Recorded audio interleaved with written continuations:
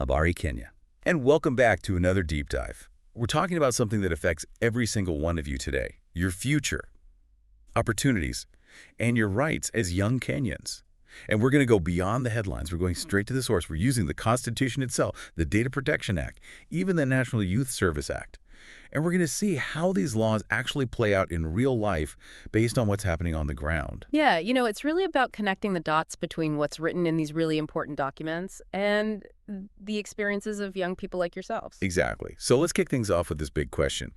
Kenya has a massive youth population, with over 80% of the country under the age of 35. So is that a blessing or a curse? Well, it's definitely a double-edged sword. Economists call it a youth bulge, and it really can be a powerful engine for growth. Just imagine a whole generation brimming with energy and fresh ideas and the drive to build a better future. That's the vision behind Kenya's Vision 2030, a nation that is really powered by dynamic and empowered youth. That sounds amazing. But we also know that the reality is tough. Youth unemployment is a staggering 67%. And over 1 million young people are entering the job market every single year.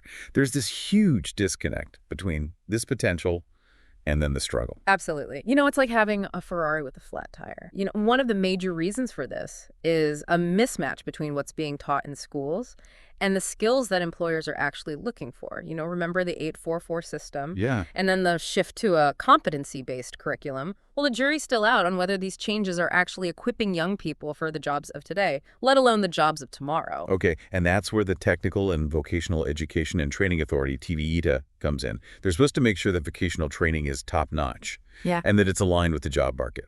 So have you heard any stories, good or bad, Cool. about how TVETA is really impacting young people? We want to hear them. Hit us up on our socials. Real stories matter. There's this young woman I met, Sharon, in Kiambu.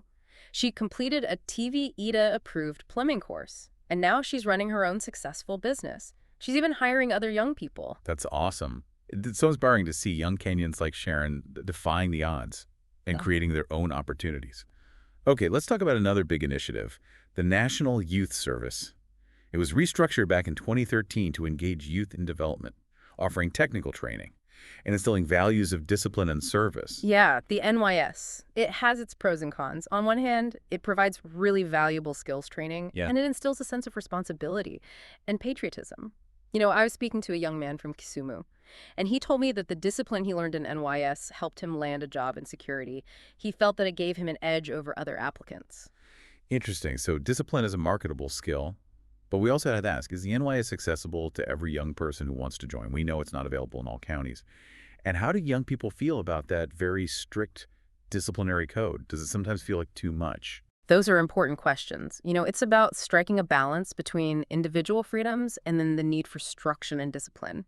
And speaking of rights and freedoms, let's turn to the Constitution of Kenya. It lays out some fundamental rights that directly impact young people. Okay, so let's get into the nitty-gritty of the law. Article 43 guarantees the right to education, health care, and Social Security. So are these rights actually being fulfilled for young Kenyans? Are you getting the quality education you deserve? Is health care accessible and affordable? These are questions every young person should be asking. And this is where Article 35 comes in. Access to information. You have the right to know what's happening, to hold your leaders accountable, and to use information to empower yourselves. Knowledge is power. And speaking of power, what does the Constitution say about leadership and integrity? We know that corruption is a huge issue in Kenya. Well, that's where Chapter 6 of the Constitution comes in, It outlines the ethical behavior expected of those in leadership positions, avoiding conflicts of interest, using public funds responsibly, upholding integrity, It's all there. It's a blueprint for good governance, and you have every right to demand that your leaders actually follow it. So the Constitution sets the stage. But let's zoom in on a specific issue that's super relevant to young people. Data protection. We're living more and more of our lives online, and that means our personal information is out there. So how does the Data Protection Act of 2019 actually protect you in this digital world? It's your shield online. It protects your name, your photo, your location, your browsing history, all of it. Yeah. This is particularly important for young people who are often really heavy users of social media and online platforms. It's about having control over your digital footprint and ensuring that companies are being transparent about how they're using your data. But wait, hold on. There's this part of the act that mentions something called Regular and systematic monitoring of data subjects. That sounds kind of creepy, doesn't it? Like someone's always watching. It does raise some eyebrows, right? Yeah. It refers to how technology can be used to track and monitor individuals, including young people. Think about facial recognition in public spaces, location tracking on your phone, data mining of your online activity. It's essential to ask yourself, are your rights being respected in this digital space? Are you being monitored without your consent? Exactly. You have the right to know. Speaking of knowing your rights, let's talk about political participation. Hmm. Your voice, your vote. Mm-hmm. It matters. We came across this report on youth and women's political participation, and it highlights some serious obstacles that young people face when they're trying to get involved. One of the biggest hurdles is actually getting a national ID card, which is a prerequisite for voter registration. Can you imagine being a citizen and wanting to exercise your democratic right, but facing roadblocks just to get the necessary documentation? The report actually calls for simplifying this process, making it easier for young people to get their IDs and register to vote. Makes total sense. It should be easy and accessible for every single citizen. The report also suggests setting up college-based party affiliates and engaging young people where they are. What do you think about that? It's a fantastic idea, engaging young people on campuses, making politics more relevant to their lives. That's how you actually foster active citizenship. Another suggestion is for political parties to have these online portals where you can easily check your membership status. No more wondering if you're on the list or not. Transparency is key, and we want to hear from you. Have you experienced any obstacles trying to get your ID or register to vote? What changes would you like to see to make political participation easier for young people? Hit us up on our social media platforms and share your thoughts. Now let's bring in another piece of legislation that directly impacts young people. The National Youth Service Act. It really emphasizes discipline and service, which are definitely important values. But how do they actually play out in practice? The NYS Act has a very strict disciplinary code, including offenses like mutiny and desertion. These terms actually highlight the paramilitary structure of the NYS, emphasizing obedience and adherence to a chain of command. While discipline is important, it's also crucial to consider the impact on individual freedoms within the program. It's that balance again, right, between individual rights and the needs of the group. So we've covered a lot of ground here. Economic realities, skills gaps, data protection, political participation, and the NYS. It might seem overwhelming, but remember, knowledge is power. So we've explored the Constitution, the Data Protection Act, and the NYS Act. And it's clear that these laws have a real impact on your lives as young Kenyans.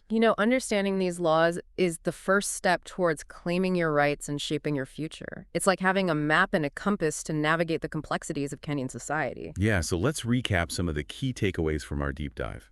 We talked about the youth bulge and how Kenya's huge youth population can be a force for incredible growth and development. But we also have to acknowledge the reality of youth unemployment, skills gaps, and the challenge that so many young people face when they're trying to access education and opportunities. Great. It's about connecting the dots between potential and action. We need to find solutions that bridge those gaps and create a more equitable playing field for all young Kenyans. And the Constitution is your guidebook. It guarantees fundamental rights like education, healthcare, and access to information. Use it. Ask those tough questions. Hold your leaders accountable. Yeah, and don't forget about your digital rights. The Data Protection Act is there to protect your privacy in this increasingly online world. Be aware of how your data is being used, and don't be afraid to speak up if you feel like your rights are being violated. Yeah, we also talked about the importance of political participation. Your voice, your vote. It truly matters. Push for reforms that make it easier for young people to get involved in the political process. Demand transparency and accountability from your leaders. And when it comes to programs like the NYS, think critically about the balance between discipline and individual freedom. Ask yourselves, how can we make sure that these programs are truly serving the needs of young people while also respecting their rights? These are big questions, and there are no easy answers. But the future of Kenya depends on young people like you engaging in these conversations, demanding change, and holding those in power accountable. The Constitution grants you rights, but it also emphasizes responsibility. So how can you leverage your rights to create a more just, equitable, and prosperous Kenya? It's a challenge, but it's also an incredible opportunity. Stay informed, stay engaged, and never stop fighting for the future you deserve. The power is in your hands. That's it for this deep dive. Asante sana for joining us, and until next time, keep asking those tough questions and keep pushing for a better Kenya.